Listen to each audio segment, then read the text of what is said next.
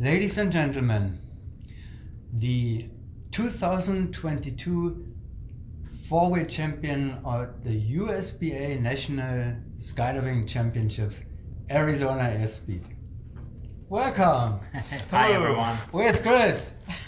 Chris, He got arrested, didn't yeah, I think he's in jail. He partied all night, all day, and then he got picked up for disturbing the peace in downtown Ottawa. That's what I thought. That's He's why I'm asking. streaking. I knew I would get a good story. Yeah, he's busy filling out paperwork. Well, we know those people here. We have seen them before. Joey and Niklas and Brandon and Mikael. Glad to have you back. Thank you for coming. Wasting some half hour again with the NSL news. No, it's great. We love you, man. So let's what are we gonna talk about? How I was interested thinking about what is it actually we can talk about, because it was a walk in the park basically here this year. How is that? How is the psychology actually of going to a competition basically knowing you will win anyway. So how do you make yourself being motivated and still get beyond the 25 average? What do you do? I feel like we don't skydive for the score. We skydive for the experience that we know we want to achieve as a group. So we're driven by our own standard. So first couple of rounds in the round 1, 2, and 3, those feel just as under pressure as any other competition. So you're imagining it's a world meet, basically? No. I mean, you naturally want to do well. You naturally have that fuel. Later in the day, it may be more challenging to keep that focus once you see the gap open up. But again, we're driven by our own standard. The fact that teams are rebuilding and we may not have as much pressure, that doesn't distract us. We know what we want. We want to be the best team, period. Is that changing when you go to another meet?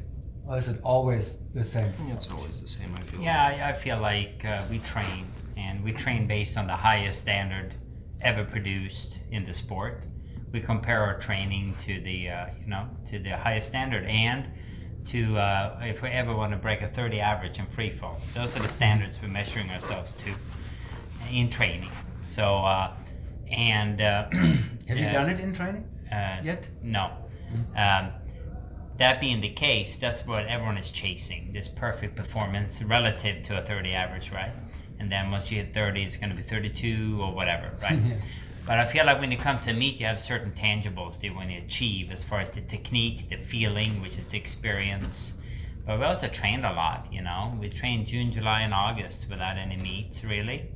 And, it's putting yourself in the spotlight of the world, because Hayabusa did the same draw in Belgium. Yeah. And then you have the Tigers here. You have Solly, Joey, Gary, all the coaches here. So the world is, that is pressure enough for us. That's actually quite a bit of pressure, if I'm speaking for myself. I would say that, yes, I agree with everything that you guys said. But I would also say that there is sometimes that feeling of shadow boxing type of thing, which is kind of what we're talking about. Like we're kind of competing against our own potential and the confidence of knowing that we know what the experience of a good skydive is and everything like that. It's hard to explain, but it's almost not as good in the moment of competition sometimes as like going round for round with somebody. The experiences that we've had, like in 2020 when we were going round for round with people, I think that was a really powerful thing because it made the type of score you were trying to put up seem a lot more real versus something more abstract, as like this experience of what it feels like when it's a good skydive and stuff like that. And sometimes you hold yourself to an even higher standard, when you're competing against yourself. But when you're competing against somebody that's just as good as you, you're like, you know, you get down from a round and you're like, I just beat him by 1 point, and you're like, yeah. Versus for us on this competition, there's no way we can come down from a round and be like, I mean, sometimes we'll come down and we'll be like, oh, you can't do any better than that. But that's rare. You know what I mean? We're always like, we only put up 5 points on that one, you know? So I'm just speaking from my personal experience, but I do think that there is something a little different about not going round for round with somebody. But I know being nervous as I was in this meet, but but I also know when I'm at a competition where I've been either chasing someone or I'm going point by point with someone, there's something in the pep in your step, in your flying, that's aggressive, a little bit more aggressive than maybe overall. I think this was a safe meet for us. Not that we want it that way, but it's very hard to recreate the duking it out with a different team, because I wouldn't call it. It's more like you have to attack to win that round, and that's all that's on your mind. Here, when you don't really quite have that, you're kind of a little bit more self-absorbed, maybe, in a way. You know. I like that term, shadow boxing, for that kind of. Yeah. Yeah, it's not the same, right? If you are in the fight or flight mode, it's a different. I mean, you can see it too in our we're happy with our skydives, number one. Technically, I think we have a lot of good things. Our training the last couple of months showed in our performance here when you just look at the technical things. But we timed everything, and a lot of good things that we worked on. A lot of things we raised the bar on those things. But it's also just lacking maybe some of that. We were hoping for maybe another 10 points, and if you look at where the freeze frame is, we're very close on a lot of things, or we're on the right side of a block for a random sprint. And I feel like that might have come if you were round by round with a different team. And then this just goes back, right? You're not going to have superhuman performances without the heat of going round for round with somebody. Yeah. And that's the thing we always want, right? Those tight races are by far the most magical experiences, period. But our training and our motivation is not any different based off of what anybody else out there is doing. But that's great to hear, because there are other sports like golfing where you could say, well, you're just playing for yourself, really, you don't have a direct opponent or something, but it feels like you have a direct opponent if strong teams are there. How was it for you, Brendan? And was the first national championships for you, right? First in four-way FS, so it was quite a bit different than jumping in Arizona, where we're used to, and being able to apply different skill sets and coming out of these planes was nice. It was just I think I'm still surprised that it's an ever-evolving learning process, and trying to fine-tune all the aspects of competition, especially when it comes to the planes and the jump run speed, all these kind of things that come into play. You don't really think about when you're at home and you're comfortable, with the same pilot, same aircraft. Changes a little bit, so. And you're kind of lucky here, so you're going from here, you're going from a twin order in Skydive, Arizona to a twin order in here in Skydive Chicago, and then you're going back to your twin order at Skydive, Arizona, while like Amnesia, the Italian national team, they're coming from the Pilatus Porta right-hand door, and they're going to Pilatus Porta left-hand door, and so that's...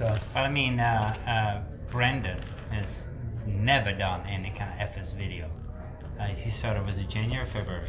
January was our first. Yeah, so he was Bambi on ice when he first started. Yeah. But seriously, he was freaking landing on us, doing all sorts of stuff. Right. It was my first time wearing a camera jacket. Yeah. And so... Do I flap the wings?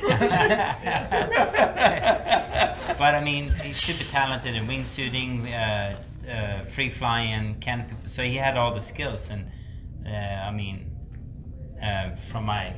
from me to you, I mean, enormous growth, and totally the mind for applying it. And I mean, there was a moment there where we weren't quite sure about the Shamrock, you know. But he, for his first competition out of town, going all the way to Florida, he killed it. And then he's doing better now, and training is becoming way more aimed, maybe, or surgical. And he knows the formations and stuff right now. So I mean, from a team member standpoint, I mean, he killed it. The season and the meet. By the way, before I forget this whole wonderful video session and this for the NSL live talk with Arizona Airspeed is made possible by Mr. Sonic, right? Who you know at least really very well, the Ranch Pro Shop guy. He is always here. Hi Sonic, thanks for supporting this huge effort. I was supposed to say that at the beginning, but I'm a little late, sorry. Thanks Sonic. Anyhow, so you had some of your opponents, you had them here actually, one at least, which were the Qatar Tigers.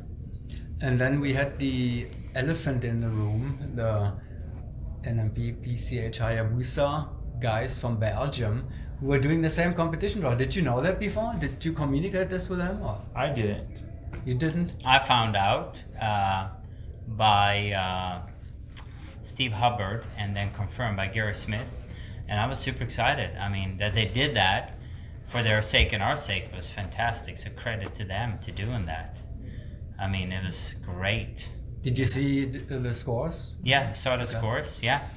And I mean, videos yet. I haven't seen the videos. no, I haven't seen the videos I just either. uploaded them like before we started the interview. So now they are available and we can talk about this at another time. Yeah, no, I haven't seen any of their stuff, but some of the scores I was impressed by. Yeah. You know, and I mean, people keep coming up to us. Yeah, you're gonna win the world meet, win the world meet, and I never feel like that. I feel like the Hayabusa brand, and Gary as a coach, and even the Tigers. The day that I think I won before I showed up, in a way, I mean, I have to believe in myself as an athlete, or else, you know. But I don't want to be arrogant or disrespectful in any manner. So, seeing those scores, I'm very impressed with some of those scores, very close to us. And then, you know, some of the other ones, maybe they fell out a little bit, but another season, they're going to be right at our heels. And there's going to be, you know, a round by round kind of scenario, which is exciting for everyone, you know. So This kind of connects back to what we were talking about earlier, where when we train, our standard is the best the sport has ever seen, and that's Hayabusa in their previous incarnations, So far it is, Airspeed in their yeah. previous incarnations, the French in their previous incarnations. The gold standard has been set over the years, and just because people are changing lineups does not change the game. You know. Yeah. I mean, like, they're gonna be up there super quick. yeah, and because I super mean, strong. there was a point there where Airspeed has set the standard, the French before Airspeed, and then Hayabusa set the standard, and each generation has its own. And we're hoping with this lineup to do the same for the community, and then someone else will take it past that, and so it goes, you know. So. I mean, Factor, I'm posting numbers, that's all I do, and some, you know, some chatting, some articles. So the numbers are the basic foundation for me. And the fact is that Hayabusa went from a 50-point difference at the Shamrock in March to a 31-point difference by now. So I've taken like 2/3 of the scoring. No, 1/3. So 2/5. okay. Oh, that's a They're mathematician. taking a big chunk out of it. Big chunk of the, you know, they have reduced that distance significantly. And Yeah, but it's gonna catch up super quick. Yeah, It's, yes, that's true. But the numbers are not fair from Shamrock, dude.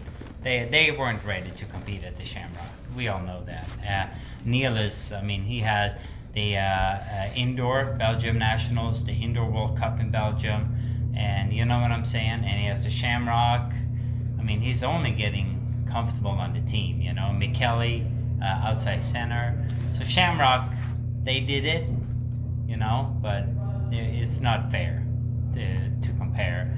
Even though they're gonna catch up to us quicker, then we are gonna increase the distance, right? No doubt about it. Yeah, I mean, Yeah, they, soon enough we'll both be polishing that top couple of percent again. yeah, And it's super. It gets super tight. All of them are super talented. They have a lot of history together. A lot of wind in their own tails. You know, as the sails.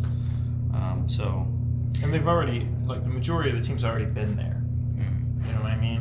So they're going back to some Three of them, place. yeah. They're going back to some place of memory for the most part. McKelly in a different slot, sure. You know, Neil for the Neil is first new. time. But yeah. Dennis was new, Bob was new, McKellar was new, and now Neil is new. You know what I'm saying? So what do you think is humanly or theoretically possible? How close do you think realistically they can come from here, and they're now 31 points, until Eloy? Do you really think it could be competitive, or is that out of the? Let me just say this. In 2018, when that airspeed lineup did nationals, our nationals did not compare to our world meet performance. Mm-hmm. So. Yeah, so everything is possible. In other anything words, is possible. You never know. Yeah, interesting. I find it exciting. You know, the more competition you have, the more exciting it is. Obviously, and I'm sure you do. As we said, it's not shadow boxing anymore. You know, you have possibly a contender. You know, who may wanna. Did you actually? We saw the Qatar Tigers here. We know what Hayabusa, and we have the videos. Did you follow in any way the French team at their nationals and the videos and the scores on that? Did you evaluate that? There's some work being done, but it's not done yet. I think we did as individually. I don't think we met together as a team about it, though. Yeah, no. I mean, I'm yet to look at their videos, to be honest with you, because I had this meet coming up. I was full of focus on my own task, you know. And I came from the British Nationals helping That's right, yeah. Chimera, and then I had 12 hours to come home, pack, do laundry, pack, and take off for here. So it's only now that I'm having a breath, you know. So I do want to see Hayabusas, I do want to see the Qatar Tigers, I want to see the French. But I think the French are, I personally, I would like to think the French are definitely up there with the Tigers and the Hayabusa. Because I think the Tigers, looking at some of the scores, they kind of underperformed. But the French are young, exciting, talented lineup. You know, Yeah, they're going to be super dangerous. And I did watch some of the videos lightly, and having competed against that, the newer members on their tunnel team in Belgium, right? The big question was like how well they are going to adapt it into the sky on a new lineup, and in that regard, I was pretty impressed, right? It's quite clear that they are a new team with more four-way experience. You know what I mean? Mm-hmm. I think that And the headway, you know, they're. I think that they maybe had a better start to that team, even with two members, maybe than Hayabusa with Neil showing up, you know, right before the Shamrock type of thing. I mean, they put over a 20 average down, correct? I think it was 22 plus. Yeah, that's right. But I in the end of the day, let's say, starting in this day and age, doing a 24-25 average for all these top teams, I think happens pretty quick. Oh, you think so? Well, and then after that, Oh, after that, okay. dude, it's gonna be, you know, like you train a whole year and you add a half a point to your average or a point to your average, right? It is amazing. I you mean, know, to become competitive in any sport, getting up to the standard at hand but breaking new ground, you have to have a vision, you have to have a plan, you have to, I mean, you see what I'm saying? To set a world record in a 100-meter dash, you know, it happens 4 years of training at an Olympics, you know. Yeah, no coach can tell you because nobody has done it. By the way, where is your coach? Yeah. Is he still here? You have been working with Joey Jones this year. Yeah, but we elected not to use him for the World Meet and for the Nationals. Oh, okay. Yeah, so I think we had him for 5 camps this year, and out of those 5 camps, so we did work with him in training, but elected just to be by ourselves for the competitions. So Yeah, so anyhow, back to this, no coach can tell you, and if you're the leader in the world, a coach is always good for a team because he brings other qualities into the technical development. Now, the technical development is basically in your own hands, right? Yeah, I mean, I thought Joey brought a fantastic amount of outside opinion. He brought in a more direct knowledge of a lot of the European technique, which was invaluable to us. He allowed us to not have to worry so much about who's the leader on the team, and everybody can kind of focus on being teammates. That was a huge advantage. And when we were going into competition, we were just we have a lot of experience competing with one another, competing as a group, and we just wanted to stick with that because we have nothing negative with that type of thing. I mean, we were like any other team. We were getting comfortable with our exits, and we kind of became. Most of our exit to break times were not as quick as they needed to be. Yeah. Not based on anything other than we weren't really focusing on it, and he highlighted that. He helped us with some of the blocks that we had a hard time kind of really find our balance in, 15s, 11s. And he brought attention to a few other things. And some things you listen to and you buy it, and some other things you take in consideration, you try it, didn't quite work, So it was that collaboration, but I think Joey came in and did exactly for us what we needed, But I also think our team has such history. This is the third year together that for this cycle, we weren't ready to commit 100%. And I think that's normal as well, We don't want to marry anyone right off the bat. Let's date a little bit first. Joey, when you mentioned you call it the European qualities or specifics, can you highlight some of that? try to explain So you look at other teams, and I notice when you're evaluating other teams, it's very easy to look at the wrong thing sometimes, and for one example was Nick mentioned that our 11s got a lot better with Joey, and I remember Nick and I were looking at 11s, and we were watching Hayabusa and a lot of European teams have very tight front pieces and a tight compression. We were kind of focusing on that, and we weren't going anywhere with that. And Joey just came in and was like, "Yo, just turn it in place," and it was great after that, So things like that, it's easy from us from afar to kind of focus on the wrong thing when we're trying to study other teams and stuff.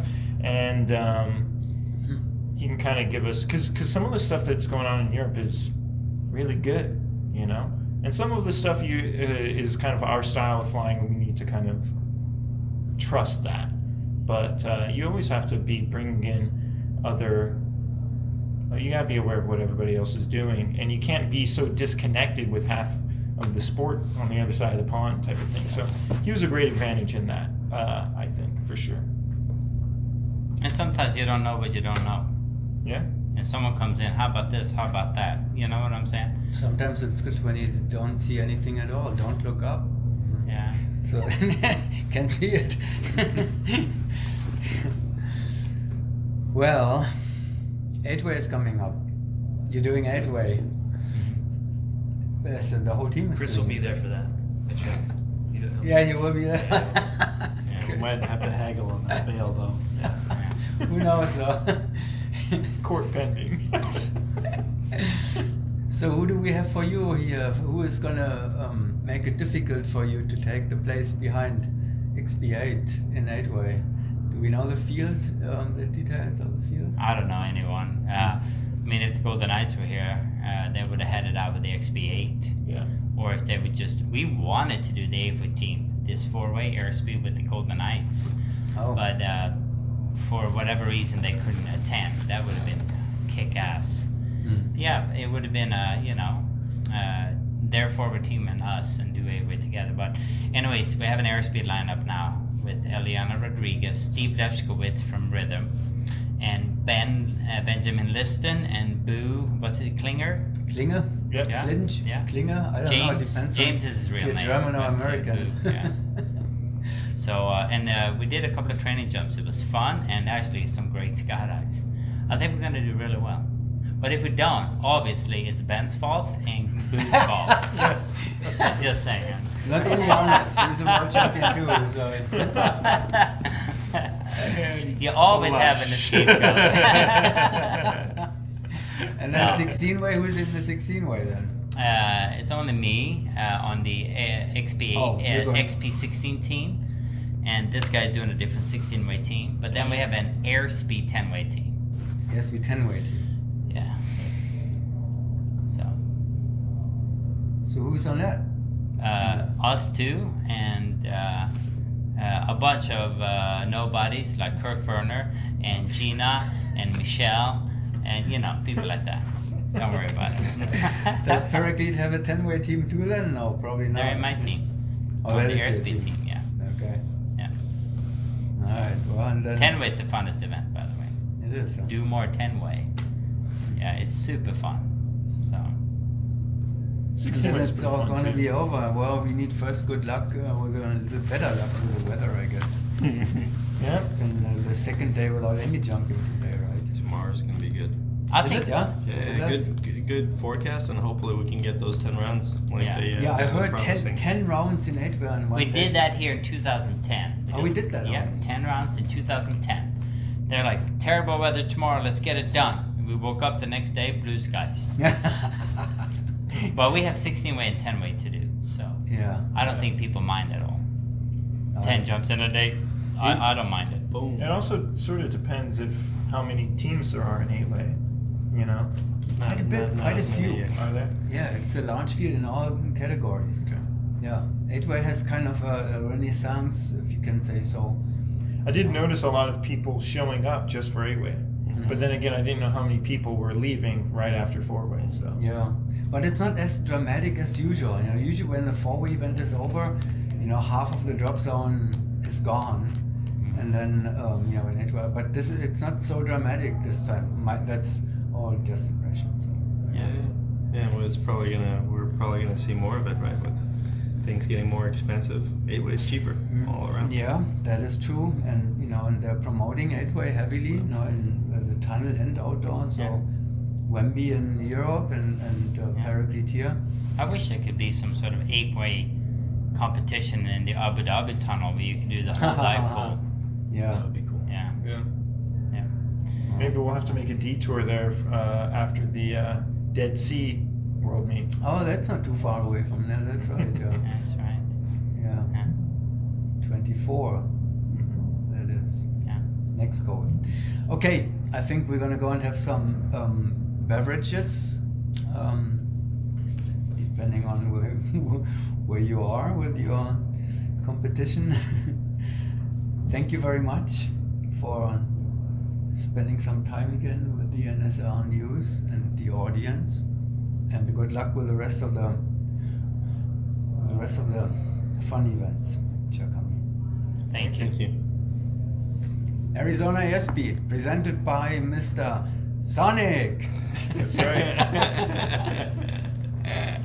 Who's Sonic work for? What is Sonic's business? The Ranch Pro Shop. That's right. Oh, trivia.